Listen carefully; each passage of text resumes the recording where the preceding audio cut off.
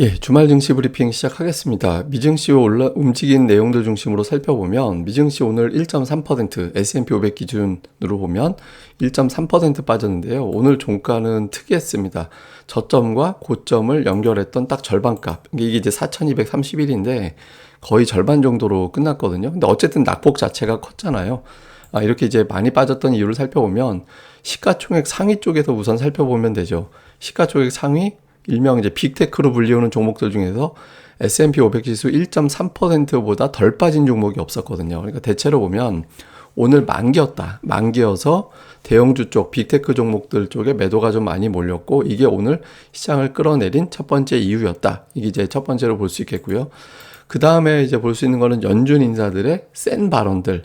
이게 영향을 좀 준 것 같습니다.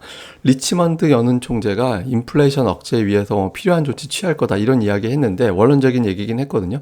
근데 중요한 얘기를 했어요. 인플레이션 통제할 방법이 있긴 한데 그 과정에서 경기 침체가 발생될 수 있다. 이거는 좀 연준 인사들이 경기 침체의 원흉으로 지목되는 거를 좀 피하려고 하는 것 같다. 이런 어떤 인상이 좀 있었거든요. 근데 오늘 이 사람이 직접적으로 경기 침체에 대해서 언급을 해버리면서 그동안에 잊고 있었던 강한 긴축, 인플레이션 억제되긴 하나 그때 경기 침체가 발생할 수 있다. 이런 어떤 상황 자체가 다시 떠오르게 된 겁니다. 그래서 좀 연준 인사들의 발언이 갈수록 세지고 있고 이게 실제로 경기 침체로 갈 수도 있겠구나.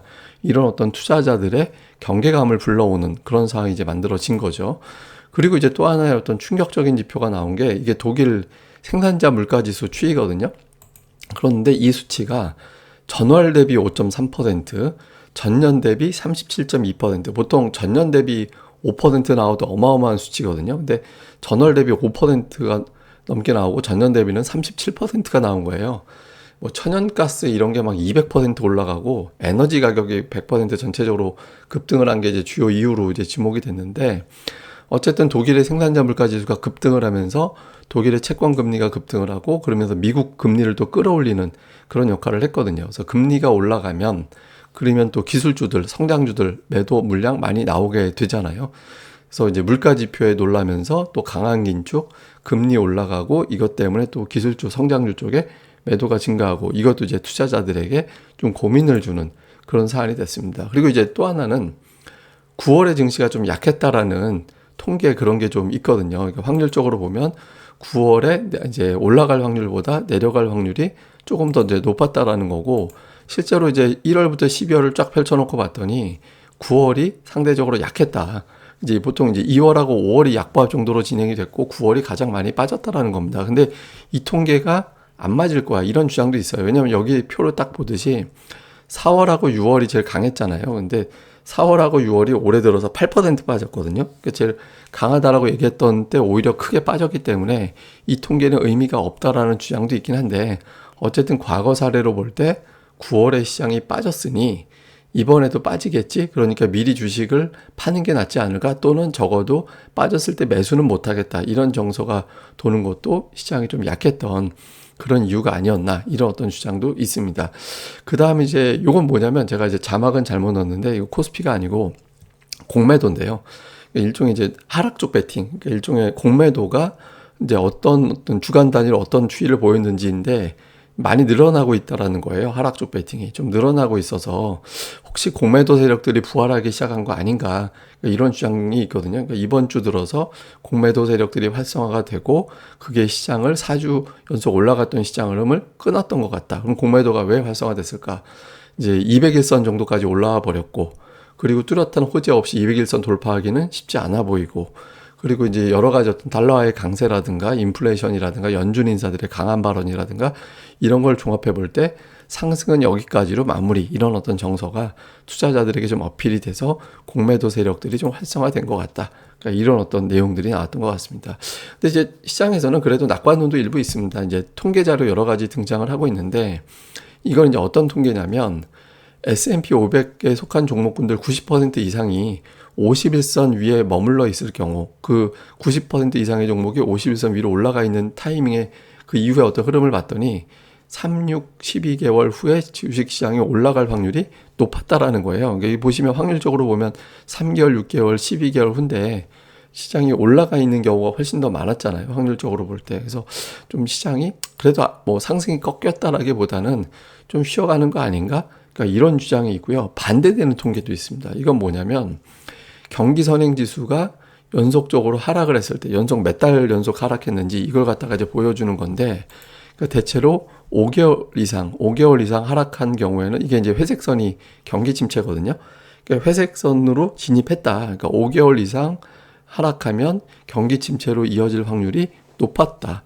그러니까 이런 어떤 통계도 있습니다. 그러니까 통계가 좀 엇갈려요. 그래서 지금 낙관적인 어떤 주장은 이제 바닥을 이미 쳤다 6월에 그래서 이제 돌아설 거다라는 거고 비관적인 주장은 이제 시작이다. 경기 침체, 경기 선행지수 이렇게 꺾이기 시작하고 있고 물가라든가 이런 것들을 이제 아직까지 안 잡혔기 때문에 이제 침체로 갈 확률이 높다라는 거죠. 그래서 투자자들이 방향을 잡기가 상당히 어려웠던 그런 주간이었던 것 같습니다. 그러니까 매수는 좀 주춤거리고 공매도 같은 게 이제 들어오면서 시장을 전체적으로 좀 압박을 한 그런 주간이 된 것 같습니다.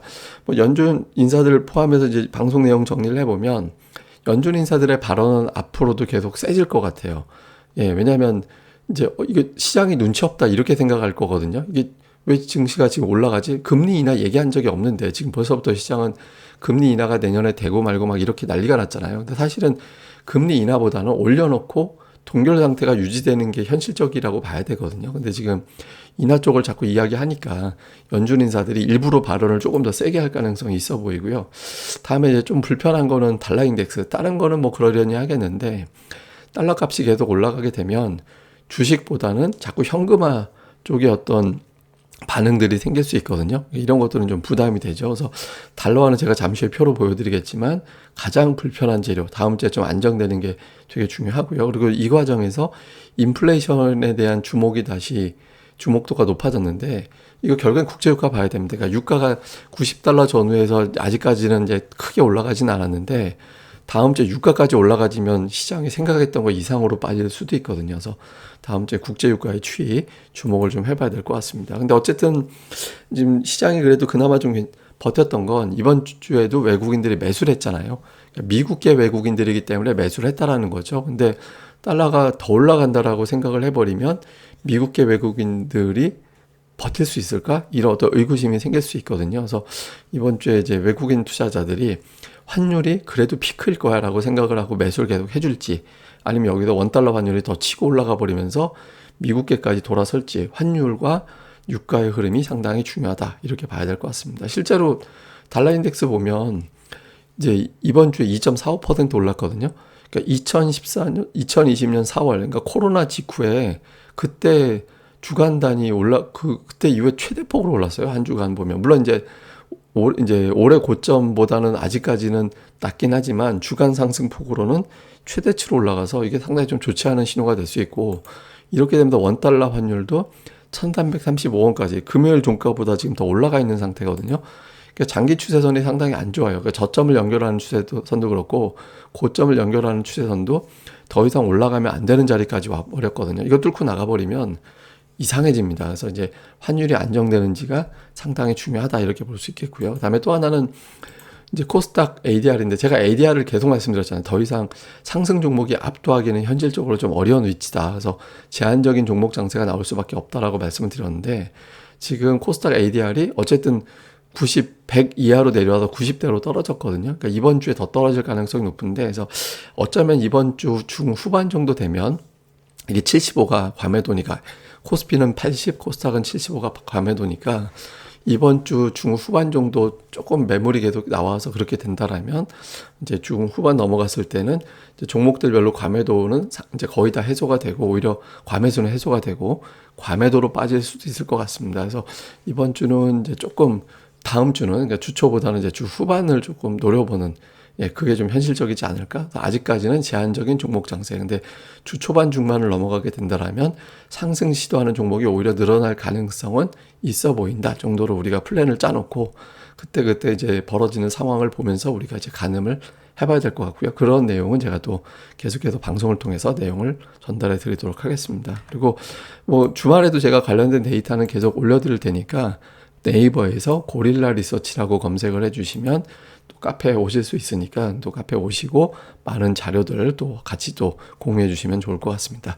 예, 그럼 또 오늘 하루 잘 보내시고요. 저는 또 다음에 뵙겠습니다. 감사합니다.